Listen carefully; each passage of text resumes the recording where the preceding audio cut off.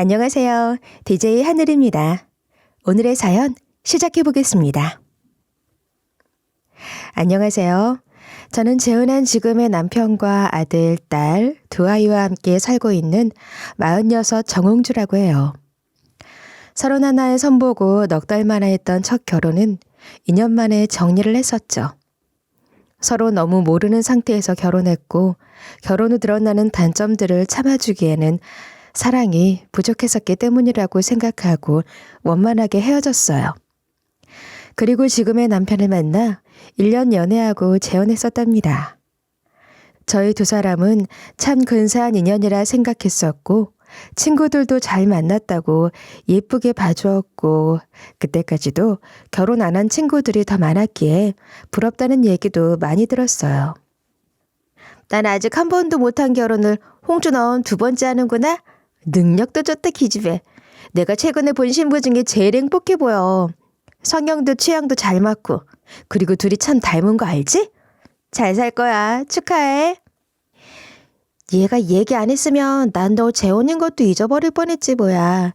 요즘 이혼도 흠이 아닌데 재혼은 정말 능력자들이 하는 거 아니냐고. 너희 커플 보니까 나도 결혼하고 싶다 얘. 둘이 쳐다보는데 둘 다 눈에서 꿀이 아주 뚝뚝 떨어지더라. 저는 전 남편과의 사이에 아이가 없었고 남편은 아들이 하나 있는데 전처가 양육하고 있었으며 왕래는 거의 없는 상태였어요.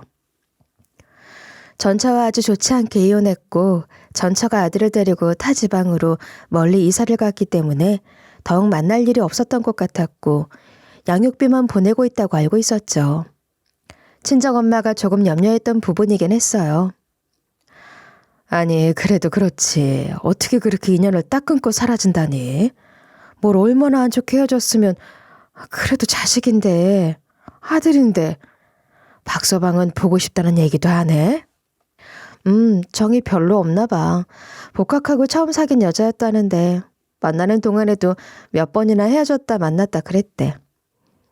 마지막으로 헤어지고 5년 동안 아무 소식도 없다가 갑자기 애를 데리고 나타나는 바람에 결혼도 억지로 한 거나 다름없었다고 했어.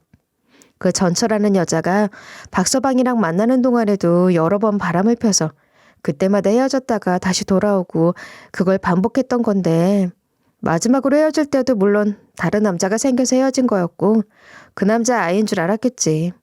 근데 그 남자애가 아닌 게 밝혀져서 쫓겨나서 박서방 찾아온 거잖아. 그럼 박서방 그 전처라는 여자는 재혼이었던 거야? 아, 세상에나 어쩜. 박서방도 마음고생 많이 했겠다. 근데 그 애가 박서방 애는 맞아? 확실해? 결혼은 안 하고 동거 같은 걸 했었나 본데 사실 그게 그거지 뭐. 에휴, 말도 마요. 그 여자가 어떤 여자인지 너무 잘 아는데 덜컥 그냥 받아줬을 리가 없지. 아들이라고 데려온 아이를 두고 친자 검사까지 했대. 그렇게 결혼을 해서는 1년 정도 살았는데 그러고 나서 그 여자가 또 이혼을 요구했다는 거야. 아이고 그렇게 받아준 사람한테 1년 만에 이혼을 하자 그랬다고? 데려왔을 때 애가 요즘 나이로 4살 그랬을 거 아니야. 말도 곧자르고 한참 예쁠 때잖아. 그냥 그렇게 정붙이고 살았으면 잘 살 수도 있었을 텐데 정들려다 정떼야 있겠어. 그러니까 말이에요. 어느 날 갑자기 나타난 아들이어도 자기 자식이잖아. 이제 좀 정이 들려고 하는데 이혼하자 그러더라는 거야. 그 여자한테 하도 되어서 애한테 욕심이 안 나더래. 애가 어리기도 했고 엄마가 데려가서 키우는 게 맞지 뭐. 그렇게 이혼하고 이사가고 양육비 날짜도 하루 밀린 적이 없었다니. 뭐 따로 연락할 일도 없었나 봐. 박서방도 상처가 많은 사람이다. 네가 더 잘하고 아이도 얼른 가져. 박서방 그 다정한 사람이 애 생기면 애한테도 얼마나 잘할 거야. 그렇게 사는 게 행복이지 별거 있니? 친정엄마 말씀처럼 저희는 결혼해서 바로 아이를 낳았어요. 남편이 원하던 딸이었죠. 그야말로 알콩달콩 소꿉놀이 하는 것처럼 살았던 것 같아요.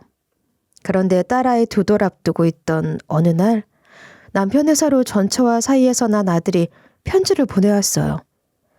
충격적이게도 그 아들은 당시 고아원에 버려진 지 1년이 다 되어가는 상태였답니다. 정말 정신이 어떻게 된 여자인지 모르겠어. 미친 여자야. 어떻게 애를 고아원에 버릴 수 있냔 말이야. 나한테 한마디 말도 없이 어떻게 그러냐고. 내가 어쩌다 그런 여자를 만났던 건지. 후회를 해봐야 소용도 없지만 그 여자를 만났던 나 자신이 더 용서가 안 돼. 자책하지 말아요. 그게 왜 자기 때문이야. 우선 애부터 데려와야지. 거기 그냥 둘 수는 없잖아. 내일이라도 같이 가봐요. 남편의 전처라는 여자는 재혼을 하면서 아이를 데려갈 수 없다며 아들을 고아원에 버린 거였어요. 아이는 기억도 희미한 아빠가 늘 그리웠는지 아빠 이름과 회사 정보를 용케도 알고 있었더라고요. 어쩌면 엄마가 자기를 버릴 것을 눈치채고 미리 알아뒀던 건지도 모르겠어요. 그렇게 버려지고도 1년을 기다리다가 엄마가 데리러 오지 않을 것 같으니 아빠를 찾은 것 같았어요. 그래봐야 11살 초등학생. 아직 어린아이인데. 당장 제가 처한 상황도 황당했지만 아이 처지가 너무 딱했어요. 우선 어머니 댁에 맡기는 게 좋겠어. 이나도 아직 어려서 가뜩이나 당신 힘들잖아. 당장 우리 집에 데려가는 게 나도 쉽지 않은데 당신은 오죽하겠어? 이런 일까지 겪게 해서 미안해. 어머니께는 말씀드려놨으니 걱정 말고. 사실 나 자신이 없긴 해요. 근데 아직 어린애인데 그래도 되는 건지 모르겠어. 어머님이 잘 봐주시긴 하겠지만 말이에요. 세상에. 1년이나 거기 있었다는 게 상상이 안 돼. 워낙 어렸을 때여서 기억은 못하겠지만 그래도 할머니 할아버지 댁에 자주 갔었고 당신보다는 할머니 할아버지를 대하는 게 더 편할지도 모르지 뭐. 엄마 아버지랑 상의해서 그냥 거기서 쭉 있게 하는 게 나을 것 같기도 해. 시간을 두고 생각해보자. 남편 말대로 그땐 딸아이가 너무 어렸기 때문에 육아로 하루가 어떻게 지나가는지도 모를 때였거든요. 남편의 아이들을 시댁에 맡길 수밖에 없었어요. 전처는 연락이 되지 않았고 주소지 등록을 하지 않았는지 조회를 해도 찾을 수가 없었죠. 전처의 부모도 딸과 연락이 끊어진 지 오래되었다고 했어요. 그렇게 시댁에 맡겨진 남편의 아들은 천덕꾸러기가 따로 없었습니다. 아무리 손자여도 내 자식 힘들게 하면 밉다던데 그 말이 정말인 것 같았어요. 초등학교 4학년이면 눈치가 빤한 나이인데 주눅 들어있는 모습이 안쓰러웠죠. 특히 시모가 아이의 친모욕을 너무 노골적으로 했어요. 천벌 받으련 애를 고아원에 버려놓고 말 한마디 없이 1년씩이나? 우리는 그것도 모르고 양육비도 계속 보내고 있었던 거 아니야. 그냥 그게 양육비 계속 받아먹을 작정으로 말을 안 한 거야. 뻔하지 뭐. 그런 게 무슨 애미라고. 자격도 없는 년. 처음에 데리고 나타났을 때 그때 알아봤지. 그때 받아주는 게 아니었어. 내가 지금 이 나이에 이게 무슨 꼴이냐고. 어머님, 그래도 애가 무슨 죄가 있겠어요. 애 듣는 앞에서 애 엄마 욕을 그렇게 하시면 애가 상처받을 것 같아요. 가뜩이나 기죽어서 눈치만 보고 말도 거의 안 하는 것 같은데. 저러다 저대로 병이라도 나면 어떡해요. 내가 속이 상해서 이런다. 애비 저게 착해 빠져가지고 다 받아주고 책임지겠다고 한 건데 1년 살고서는 못 살겠다 그럴 때 애는 지가 키우겠다 그러기에 그래도 애미는 애미인가 보다 했더니 이 꼴을 다 본다 내가. 아휴 속상해서 정말. 어디다 말도 못하고 내가 정말 죽을 맛이야. 요즘 아이들 사춘기도 빠르고 11살이면 어지간한 눈치는 있을 나이잖아요. 어린 마음에 상처가 될 수도 있는 말씀들이 제 가슴에도 콕 박히는 것 같았어요. 보다 못해 결국 제가 남편에게 아들을 우리 집에 데려와서 키우자고 했어요. 시댁에 그렇게 그냥 둘 수가 없겠더라고요.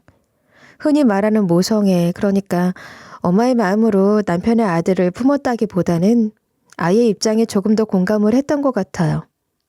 모두에게 난감하고 곤란한 존재가 되어버린 느낌. 엄마에게는 버림받고 아빠에게마저도 따뜻한 시선을 받을 수 없는 아이의 입장이 안쓰러워서 외면할 수가 없었거든요. 남편은 고맙다는 말을 수도 없이 했어요. 여보 고마워. 정말 고마워. 당신한테 미안해서 그렇기도 했지만 사실 나부터 자신이 없었거든. 그래서 선뜻 우리가 데려다 키우자는 말을 할 수가 없었어. 근데 당신이 먼저 이렇게 말해주니까 나도 용기를 낼게. 내가 더 잘할게. 고마워. 친정에서도 처음에는 당연히 반대가 심하셨고 걱정도 많이 하셨지만 어쩔 수 없는 상황이라는 것을 받아들이고 지지해 주셨습니다. 네가 어릴 때부터 길에 돌아다니는 고양이만 보면 그렇게 데려가서 키우자고 떼쓰며 울고불고 했잖아. 공감 능력이 유난히 그랬어 네가. 그러더니 기어이 이런 일까지 겪을 팔자였나 보다. 어쩌겠니? 결심을 한 거면 마음 단단히 먹어. 네 맘처럼 안 되는 일이 더 많을 거야. 그렇겠지. 지금도 생각이 이리저리 섞여서 뒤죽박죽이야. 어떨 땐까지 그게 별거냐 하면 되지 싶다가도 어떨 땐 겁이 덜컥 나면서 어떡하나 싶기도 하고 그래. 근데 우리가 애를 데려와서 키우자고 한 건 잘한 것 같아. 어차피 그렇게 되어야 할 일인데 내가 먼저 그러자고 하는 게 더 낫잖아. 남편의 친아들을 입양하는 것이기 때문에 원칙적으로 아들의 친모, 그러니까 전체의 동의가 필요했으나 아들을 고아원에 유기한 상태로 연락이 두절되었으니 그 부분은 문제없이 해결되었어요. 혹시 몰라 전처 부모의 확인서도 받아뒀죠. 그 부모도 딸 자식이 어디서 뭐 하는지 모르고 영 끊고 산 지 오래되었다고 하면서도 외손자의 입양에 관한 동의서를 선뜻 써주는 것은 부담이 되었는지 연락이 되지 않고 있다는 확인서를 써주겠다고 하더라고요. 어찌되었거나 그렇게 남편의 아들은 우리 아들이 되었습니다. 옆집에 누가 사는지도 모르고 사는 세상이라지만 혹시라도 소문이 나고 아들이 상처를 받을 일이 생길까봐 제일 먼저 이사부터 했어요. 그렇지만 아들은 낯을 많이 가리고 매사 조심스러워하며 여전히 눈치를 많이 봤어요. 은우야, 아줌마한테 엄마라고 부르는 건 아직 좀 어려워? 좀 그래? 억지로 할 필요는 없고 언제든지 네가 그렇게 부르고 싶을 때 불러주면 되는데 아줌마는 은우가 엄마라고 불러주면 좋을 것 같아. 처음에 어렵지? 한번 부르기 시작하면 금방 익숙해질지도 모르잖아. 자꾸 미루면 점점 더 어려워질 수도 있으니까 한번 생각해봐. 알았지? 네, 그럴게요. 죄송합니다. 11살은 혼자서 할 수 있는 게 많은 나이잖아요. 은우가 특별히 저를 찾을 일이 많지 않았기에 낯선 관계가 계속됐고 저는 엄마라고 불러주길 바라는 마음에 그런 얘기를 했던 건데 아무래도 그 말이 쉽지 않은지 도리어 말을 더 안 하게 만드는 것 같았어요. 늘 죄송하다는 말을 달고 있는 것도 마음에 쓰였죠.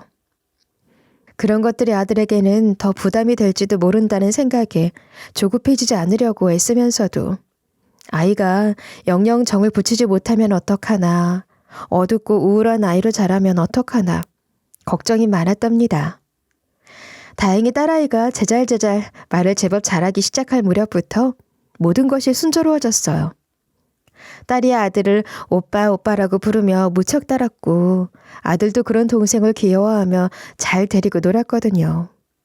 뭐든지 오빠와 같이 하고 싶어한 덕분에 내 식구가 함께하는 것들이 많아지기도 했어요. 엄마, 아빠, 우리도 다 같이 놀러 가요. 어린이집 효 언니는 엄마 아빠랑 산에 가서 텐트 치고 잤대. 나도 할래. 이나도 텐트 치고 잘 거야. 이나는 오빠도 있잖아. 효 언니는 오빠 없어. 이나는 오빠랑 같이 잘 거야. 엄마, 빨리. 아빠, 응? 어린이집에서 효원이가 우리 이나 약을 많이 올렸나 보네. 우리 딸 캠핑이 가고 싶으시군요. 알았어. 아빠가 해줘야지. 이번 주말에 바로 가지 뭐. 당신도 괜찮지? 캠핑이 대체 얼마만인 거야. 우리 연애할 때 몇 번 가보고 결혼하고 나서는 한 번도 못 간 것 같은데. 그죠? 예약 가능한 캠핑장부터 알아봐요.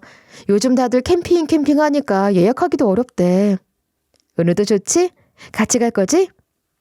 오빠도 가야지. 오빠 안 가면 이나도 안 가. 이나는 오빠랑 갈 거야.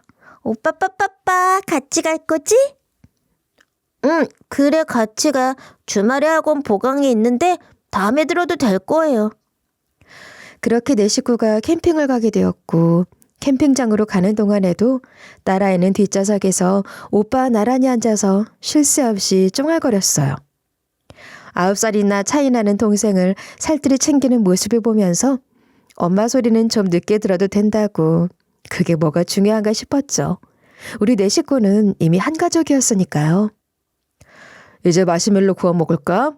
아빠가 마시멜로 진짜 잘 구웠는데 너무 오랜만이라 실력 발휘가 될지 모르겠네. 오늘 너도 이리 와서 같이 구워보자. 나도. 아빠 나도. 이나도 구워볼래. 오빠랑 같이. 나도 같이 할래. 아유, 저 오빠 바라기. 못 말려 정말. 엄마보다 오빠를 더 많이 찾는 것 같아. 오늘 마시멜로우가 더 잘 구워졌는데? 네가 아빠보다 훨 낫다 야. 네가 구운 걸로 먼저 하나씩 돌려봐. 네, 그럴게요. 그럼 제일 먼저 이건 이나 거. 뜨거우니까 호호 불어서 천천히 먹어야 해. 이리 아빠, 오빠가 해줄게. 그리고 이건 엄마. 이건 아빠 드세요. 엄마. 그날 그 캠핑장에서 아들이 처음으로 엄마라고 했답니다. 제 얼굴을 보고 엄마라고 부른 건 아니었지만 수줍은 듯 마시멜로를 건네며 분명 엄마라고 했었죠. 순간 남편이랑 눈이 마주쳤는데 눈물이 핑 돌았어요. 그렇게 서서히 아들도 적응을 하기 시작했고 저도 진짜 우리 아들, 내 아들로 다가오기 시작하는 아들의 마음을 느낄 수 있었어요. 아들은 말수가 적고 말로 잘 표현하지는 않았지만 무엇이든 열심히 하려고 했어요. 동생 밥도 먹이려고 하고 옷도 입혀준다고 하고 중학생이 되고부터는 설거지도 하려고 해서 그건 나중에 대학생 되면 해달라고 했는데 본인이 쓴 것 같은 건 꼭 씻어두더라고요. 제가 식사 준비를 하고 있으면 수저도 놓고 반찬도 나르고 어떤 면에선 남편보다 나았답니다. 자기가 다정하긴 하지만 집안일에 있어서는 그렇게 섬세한 편은 아니잖아? 집안일은 운유가 자기보다 훨씬 낫다니까. 식탁에 반찬 올리는 걸 봐도 예쁘게 잘 올리고 또 맞아. 쓰레기 같은 것도 자기는 내다 버려달라고 말하고 손에 들려 보내야 갖고 내려가잖아. 근데 오늘은 지가 먼저 이거 버릴까요? 그러면서 물어본다니까. 작은 일이라도 찾아서 하려고 하고 그런 걸 보면 정말 대견해 자기야. 얼마 전까지만 해도 운우가 어른스럽게 굴거나 뭔가 자꾸 하려고 하면 그게 대견하면서도 안쓰러웠거든. 근데 이제는 그냥 대견스럽기만 해. 안쓰러운 마음이 드는 게 나 스스로도 불편했는데 그런 마음이 없어졌어. 운우가 이제 정말 내 새끼가 된 것 같아서 너무 좋아. 이렇게 되기까지 당신 고생 많았어. 답답하고 힘들었을 텐데 어느 마음 열릴 때까지 기다려준 것도 고맙고 말이야. 내가 전생에 나라를 구했나 봐. 당신 같은 사람을 와이프로 두다니. 우리 더 행복하게 살자. 너무 일찍 철이 들어버린 아들은 그 무섭다는 중2병 같은 것도 없었어요.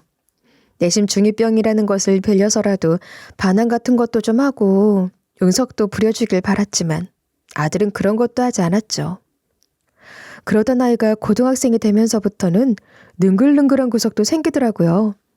아마도 새로 사귄 친구들의 영향인 것 같았어요. 중학교 다닐 때까지만 해도 학부모 면담을 가면 내성적이고 조용한 아이라는 얘기를 들었는데 처음으로 활달하고 친구들과도 잘 지낸다는 얘기를 들어봤다니까요. 그리고 처음으로 집에 친구를 데려오기도 했어요. 그 친구는 처음 보는 제게도 어머니라는 말을 넙죽넙죽 잘도 하더라고요. 그 모습을 보면서 우리 아들도 저렇게 밝고 구김살 없는 아이로 자라면 얼마나 좋을까 그런 생각을 했어요. 그리고 간식을 가져다 주러 방에 들어갔거든요. 제일 친한 친구면 입맛도 비슷하려나? 은우가 좋아하는 샌드위치랑 딸기야. 어머니 없어서 못 먹죠. 감사합니다. 은우가 어머니 요리 잘하신다고 자랑 많이 해요. 잘 먹겠습니다. 우리 엄마 샌드위치 진짜 맛있어. 얼른 먹어봐. 우리 엄마 샌드위치. 너무나도 자연스럽게 우리 엄마라고 하는 게 아니겠어요?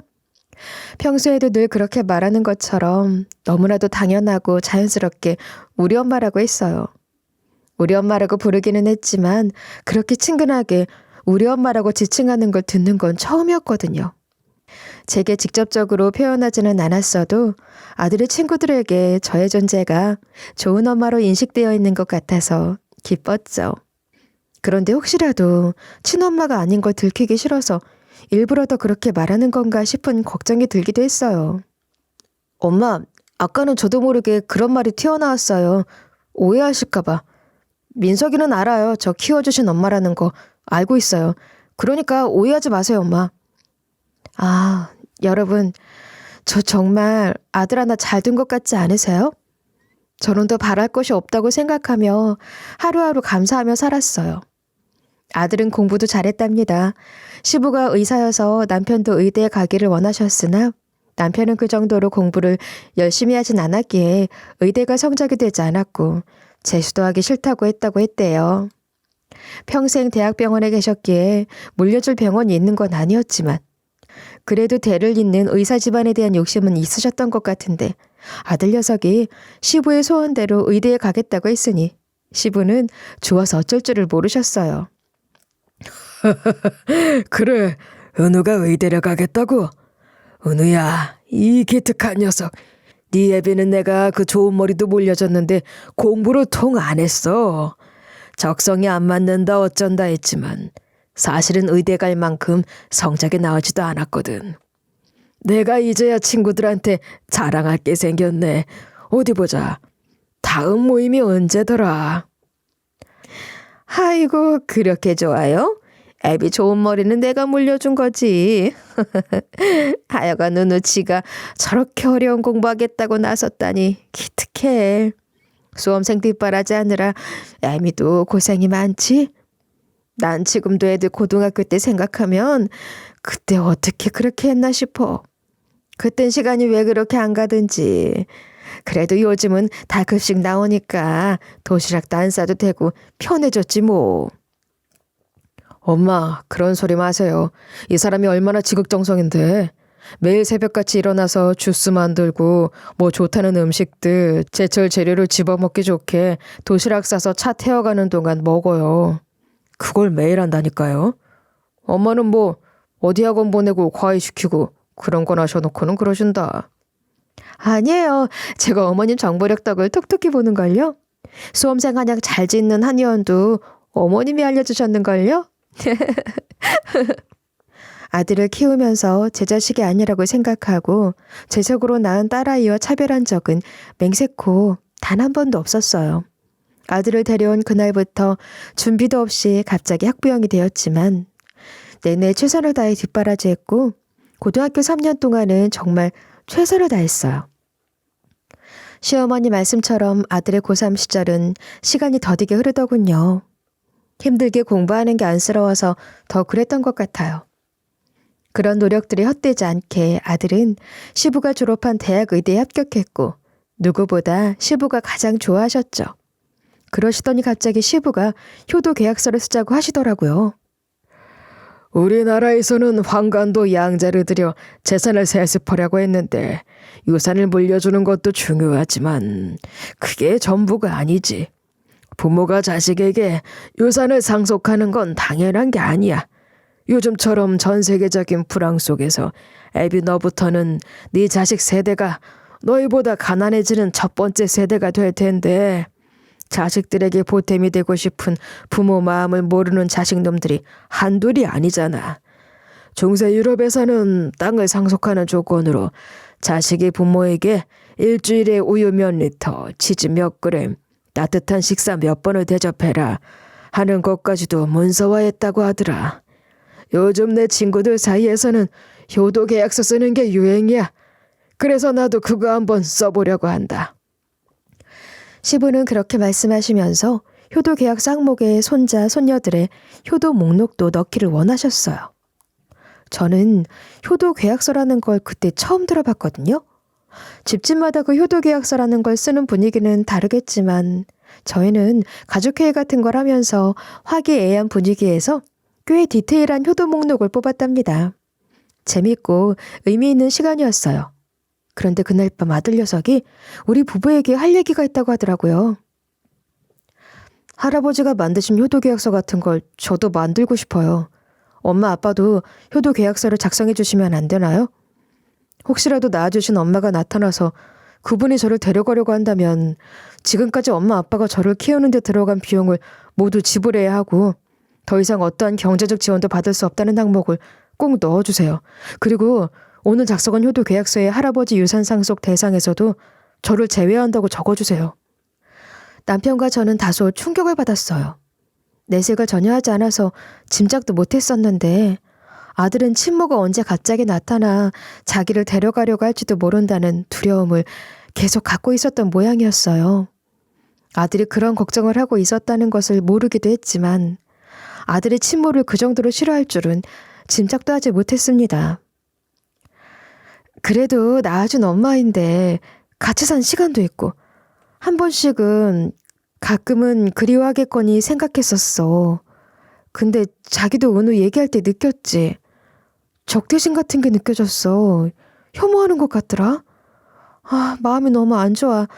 그만큼 상처가 컸던 거야. 그럴 만도 하지. 고아원에 버린 것도 그렇지만 데리고 사는 동안에도 그 여자는 애를 거의 안 챙겼을 거야. 양육비로 받는 것들도 애한테 제대로 썼을 리가 없고 방치하다시피 한 것 같아. 고아원에 처음 맡겨질 때 애 영양 상태도 엉망이었다고 그러는 거 당신도 들었잖아. 근데 나도 놀라긴 했어. 은우가 그렇게까지 생각하는 줄은 나도 전혀 몰랐어. 아들이 걱정하는 것이 무엇인지 알기에 그 걱정을 덜어주려고 우리 부부는 아들의 바람대로 효도계약서를 작성했어요. 시댁에서 효도계약서를 작성한 것이 우리 가족에게 여러 가지 의미로 발전적인 경험이었던 것 같았어요. 그래서 겨울을 보내고 아들의 대학 입학식이 있던 날이었습니다. 모처럼 멋을 내고 신이 난 시부와 시모를 모시고 입학식에 갔는데 그곳에 남편의 전처가 나타난 거였어요. 아들이 뭘 알고 그런 계약서까지 쓰자고 했던 건 아닌 것 같은데 거짓말처럼 정말 그 여자가 거기 왔더라고요. 네가 감히 여기가 어디라고 찾아왔니? 네 아들 앞에 부끄럽지도 않니? 어디서 그 낯짝을 빳빳이 들고 나타나? 애 눈에 띄기 전에 얼른 돌아가. 썩 꺼지지 못해? 고아원에 버릴 땐 언제고 여긴 또 어떻게 알고 온 거야? 뻔뻔하기는. 버리긴 누가 버려요. 잠깐 맡겨뒀다가 찾으러 갈 작정이었는데 이 집에서 애를 데려간 거잖아요. 그렇게 데려가 버리면 못 찾을 줄 아셨어요? 그리고 옛날에 그 어린애를 차갑게 쳐다보시던 것도 다 알아요. 그 사이 뭐 대단한 할머니 사랑 같은 게 생기셨어요? 이게 정말 제정신이 아니로구나. 무슨 생각으로 이 좋은 날 여기까지 찾아 분탕질이야? 너 속셈이 뭐야? 무슨 속셈으로 이러는 거니? 애미 자격도 없는 주제에 어디서 무슨 수작이야? 애미 자격이 왜 없어요? 어머니 내 배 아파 낳은 내 자식인데. 그보다 더 자격 있는 사람이 어디 있어요? 여기서 진짜 엄마 자격 있는 사람은 나 하나라고요. 저 여자가 아니라. 말 같지도 않은 소리 더 들을 것도 없어요. 엄마도 더 상대하실 필요 없으세요.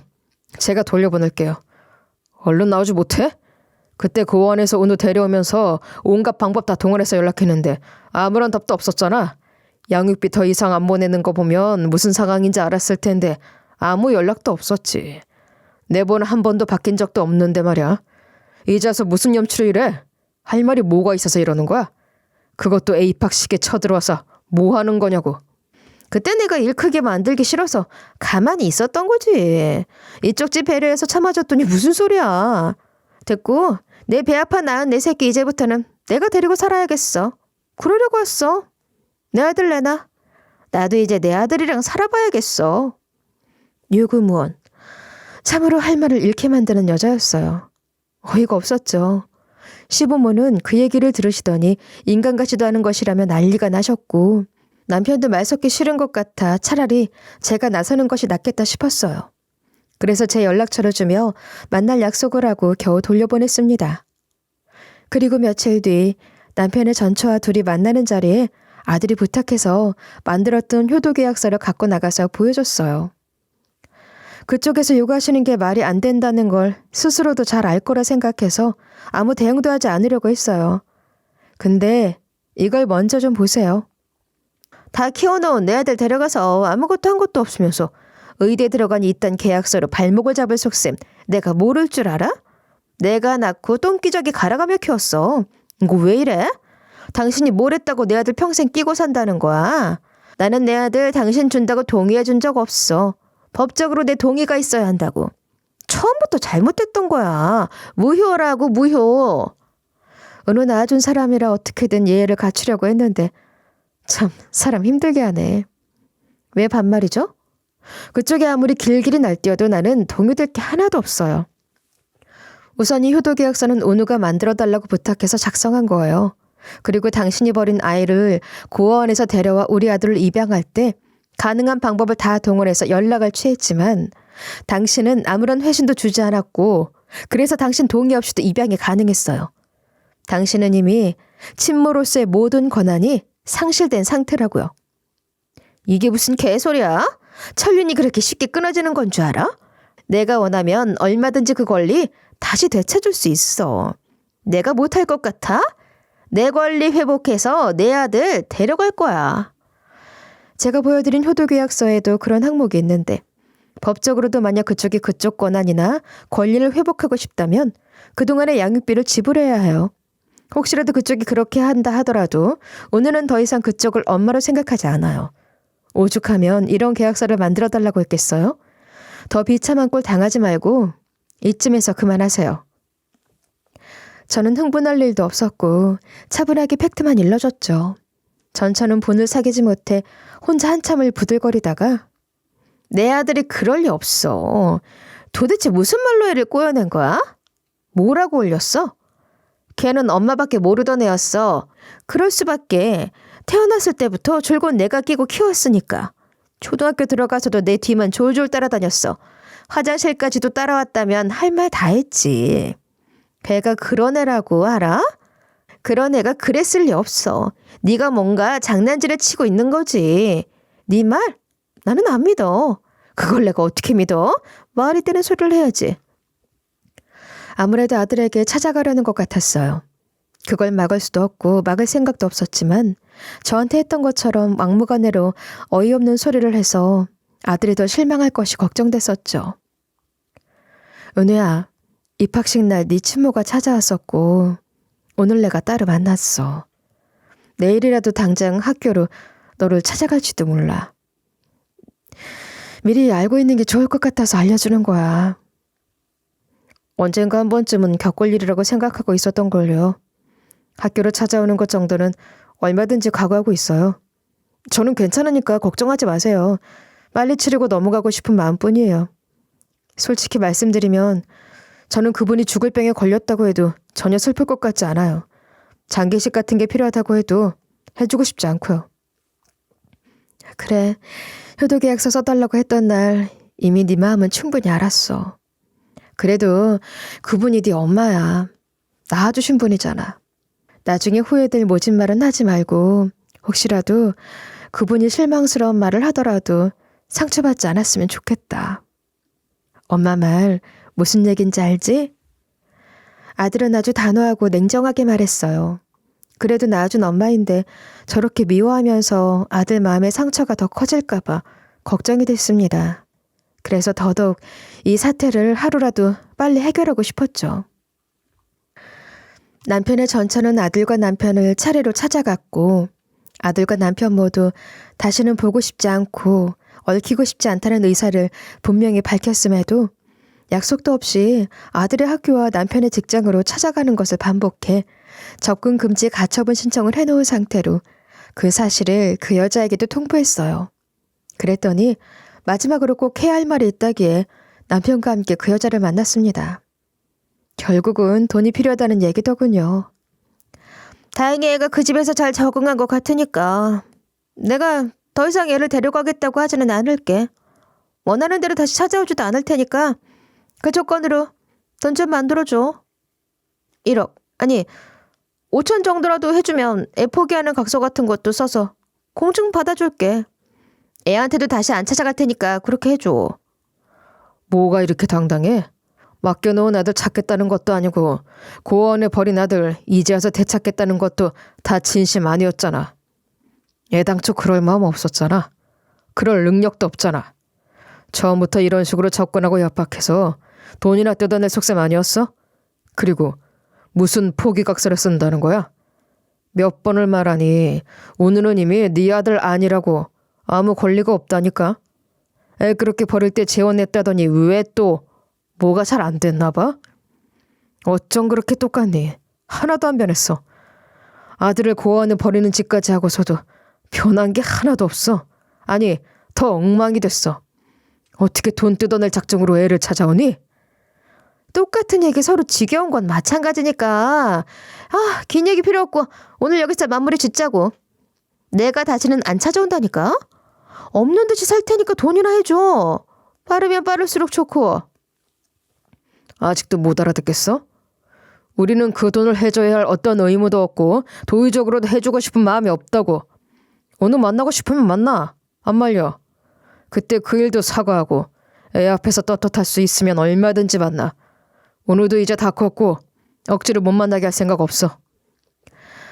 전처는 어떤 식의 협상이나 협박도 통하지 않는다고 판단했는지 태세를 전환해 하소연을 하기 시작했어요. 감정이 아무리 호소해보라죠. 이미 그 어떠한 동정도 이해도 받을 수 없는 입장이라는 것을 그 여자는 정말로 몰랐을까요? 알면서도 그랬던 걸까요? 사실 그놈 때문에 다 꼬였던 거야. 그놈이 애를 너무 싫어해서 오늘 데려오는 건 절대 안 된다고 했어. 그래서 고아원에 잠깐 맡겨두고 그동안 설득해서 데려가려고 했던 거야. 근데 그놈은 죽어도 애를 데려오는 건 안 된다고 하더라고. 그놈이랑 사는 동안 돈도 다 날리고 거지꼴로 이혼했지. 그리고 지금 같이 사는 사람을 만났는데 이 사람은 그래도 좋은 사람이야. 근데 운이 없어서 일이 좀 꼬이고 좀 잘못돼서 길바닥에 나앉게 생겼거든. 그 남자 딸도 키우고 있는데 애가 많이 어려. 그 어린애랑 세 식구가 방 한 칸 없이 쫓겨나게 생겼다고. 그래서 내가 생각도 못해 오늘 아빠 수소문해서 찾아온 거야. 오늘 뺏어간다는 말은 다시 안 할게. 오늘 앞에서 안 나타날게. 이런 식으로 찾아오는 것도 안 할게. 방 한 칸만 마련할 보증금만이라도 좀 도와줘. 부탁해. 오늘 엄마 부탁해요. 나 좀 살려줘요, 네? 이것 보세요. 정말 당황스럽네요. 누가 보면 우리가 괴롭히기라도 하는 줄 알겠어요? 지금 이렇게 눈물로 호소하셔봤자 솔직히 내 눈에는 딱 악어의 눈물로밖에 안 보여요. 지금까지 하고 싶은 대로만 하고 살았잖아요. 남자 때문에 자식도 버린 사람 아닌가요? 한 번이라도 진심으로 아이에게 미안한 적이 있었어요? 그런 마음이 있었다면 어떤 식으로든 그 마음을 전할 수 있었을 거예요. 아이가 어떤 상처를 받았을지 생각해 본 적 있어요? 지금 이렇게 눈물까지 흘리는 것도 당장 돈이 필요해서 그러는 거잖아요.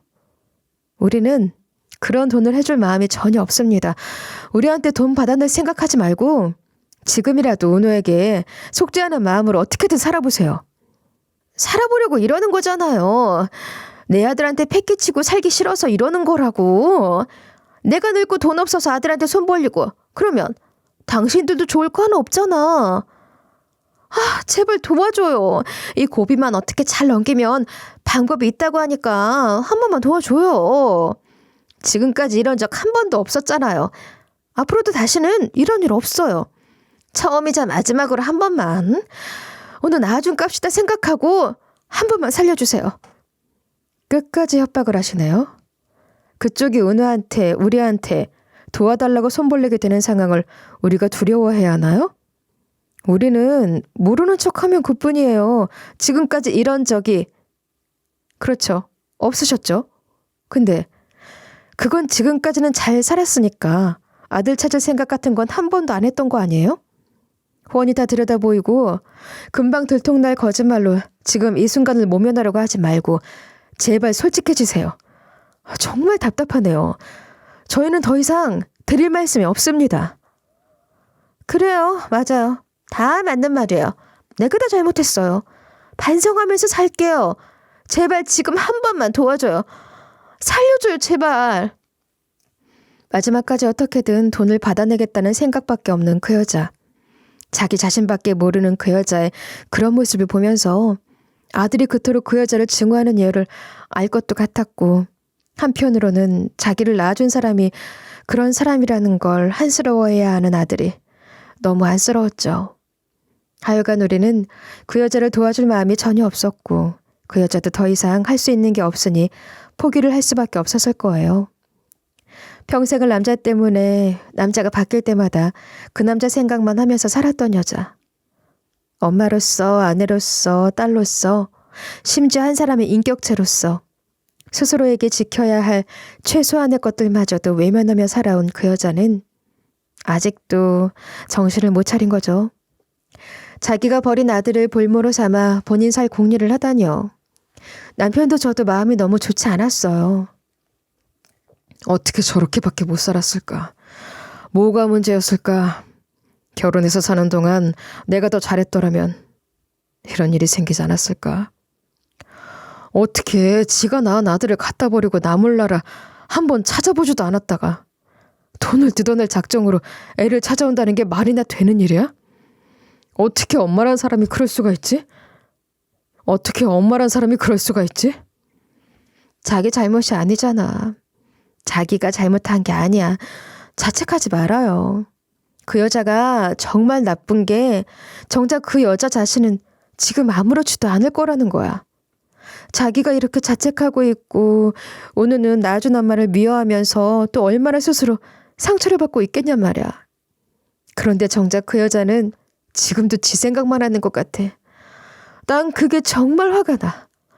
다 접어두고라도 오늘 낳아준 사람이니까 어느 마음 쓰게 하고 싶지 않아서라도 어쩌면 도와주고 싶은 마음이 생겼을지도 몰라. 근데 그 여자는 정말 안 되겠더라. 전철은 같이 사는 남자와 헤어진 건지 아니면 방이라도 한 칸 마련한 돈을 모을 때까지 떨어져서 그렇게 사는 것인지 모르겠지만 입주 도우미로 들어갔다고 해요. 시모가 건너 듣고 오셔서 얘기해 주시더라고요. 하필이면 입주 도우미로 들어간 집이 너희 시아버지 사촌 누나네 올케집이지 뭐야. 그 사촌 누나네 아들이 네 시아버지랑 같은 병원에 있었잖아. 지금은 이사 갔지만 꽤 오래 한 동네에 살면서 가까이 지냈거든. 그 며느리가 우리 집에도 자주 왔었고 우리 집 사정을 잘 알지. 걔가 딱 알아본 거야. 바로 알겠더라대. 눈썰미가 좋아. 그게 벌써 몇 년 전인데. 하여간 입주 도우미로 들어가 있다더라. 식당 주방 같은 데서 일하는 것보다야 입주 도우미가 더 나으려나. 그래도 식당 방에서 자는 것보다 환경은 좋겠지. 일도 덜 고되고. 벌이도 그게 더 나은 거 아니니? 경험도 없을 텐데 용케 들어가게 됐나 봐. 어디는 멀쩡하니까 뭐 암튼. 그러게요. 허황된 생각 말고 그렇게 맘 잡고 열심히 살면 좋겠어요. 당장은 지낼 것도 없고 하니까 입주 도우미를 생각했나 보죠. 듣던 중 반가운 소식이에요. 지금 생각해도 어이가 없어요. 어떻게 우리한테 그 돈을 뜯어갈 생각을 했을까요? 그것도 운우 내세워서 말이에요. 정신 차리고 제대로 살다 보면 오늘랑 화해할 날도 오겠죠. 어머니, 저는 그 여자가 천벌을 받아서 잘못되길 바라거나 그렇지는 않아요. 건강하게 잘 살면 좋겠어요. 은우를 위해서 그게 더 좋은 게 아닌가 싶어요. 예, 난 아니다. 난 그년 그게 고생을 더 했으면 좋겠어. 너는 나만큼 걔한테 맺힌 게 없어서 그렇지. 그년 때문에 애비가 마음고생을 얼마나 했는지 말도 마. 점에 애 데리고 나타났을 때 아무리 우리 핏줄이라고 해도 그런 애를 며느리로 집에 들이는 게 우리라고 쉬웠겠니? 애비는 어땠을 것 같아? 애만 데려다 기르면 어떻겠냐. 아니면 양육비만 보내는 방법도 있다. 그랬었어. 근데 그년이 막무가내로 애를 밀고 들어오니까 그걸 내치지 못하고 책임지겠다고 한 거 아니야. 그렇게 결정을 해놓고 몇 날 며칠 술만 마시고 결혼 앞둔 애가 어디 불구덩이 끌려 들어가는 애 같았어. 그것도 입사해서 한창 열심히 일해야 할 때였는데 그때 승진도 한번 날리고 그랬잖아. 아휴. 그때 생각은 하기도 싫다. 하여간 나는 그냥 그거 힘든 꼴을 다 봐야 직성이 풀릴 것 같아. 전처 사건으로 아들과 남편 그리고 저는 물론이고 시부모님까지도 모두 각자 나름의 상처를 받았지만 가족이라는 울타리 안에서 서로를 이해하고 보듬으며 더 애틋하고 돈독해진 것 같아요. 더 단단해졌다고 해야 할까요? 어느 날은 아들이 제가 좋아하는 수선화 화분을 사들고 들어오더니 저를 꼭 안아주더라고요. 엄마, 저 때문에 속 많이 상하셨죠? 저 처음 데려와서 키워주시기로 했던 날부터 지금까지 많이 힘드셨던 거 알아요. 제가 서운하게 해드린 것도 많았을 텐데 이제 낳아준 엄마까지 찾아와서 엄마 힘들게 하네요. 근데 제가 말씀드렸던 것처럼 한 번은 겪어야 할 일이었으니까 이제 다 끝났다고 생각해 주세요. 그리고 저 때문에 마음 아파하지 마세요. 저 정말 괜찮아요. 너 이렇게 어른스럽게 구는 게 엄마가 마음 아픈 거야. 너는 내 아들인데 엄마한테 엄살도 좀 부리고 응석도 피우고 그래주면 좋겠는데 늘 괜찮다고만 하잖아. 우리 아들 안 괜찮은 거 엄마 눈에 다 보이는데 말이야. 아무리 네가 대학생이 되고 어른이 돼도 평생 엄마 아들인 거 알지? 엄마한테는 언제든지 어리광 부려도 돼. 어리광 좀 부려지면 좋겠어요, 아드님. 고마워요. 아주 오래전부터 하고 싶은 말이었는데 엄마가 우리 엄마여서 내 엄마가 되어주셔서 정말 좋았어요. 지금까지 키워주셔서 감사합니다. 이제는 제가 효도하면서 살 거예요. 그러려고 효도계약서도 썼잖아요. 아유, 말만 들어도 좋다. 그리고 아들, 낳아준 엄마를 너무 미워하지는 마. 엄마는 늘 그게 마음이 아팠어. 결국은 그 마음이 너를 아프게 할 거라는 걸 너도 알잖아. 언제든지 만나고 싶은 마음이 생기면 찾아가도 돼. 너처럼 좋은 아들이 옆에 있어준다면 그분도 더 좋은 인생을 살게 될 수도 있잖아.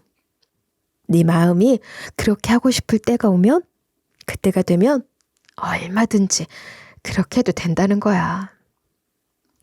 생각이 바르고 속이 깊은 아들이 언젠가 시간이 더 많이 흐른 뒤에는 친모에게 연민의 정 같은 것을 갖게 될지도 모르죠.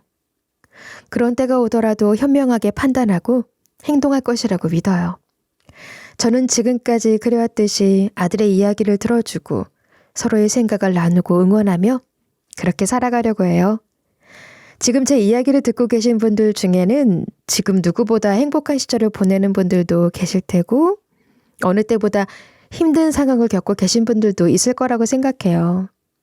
제가 인생을 그리 오래 살진 않았지만 지금 겪고 있는 일들이 전부가 아니고 끝이 아니라는 것 알기에 더 좋은 날, 더 행복한 날을 생각하면서 오늘을 더 열심히 살고 있어요. 여러분들도 모두 내일 더 행복하세요. 감사합니다.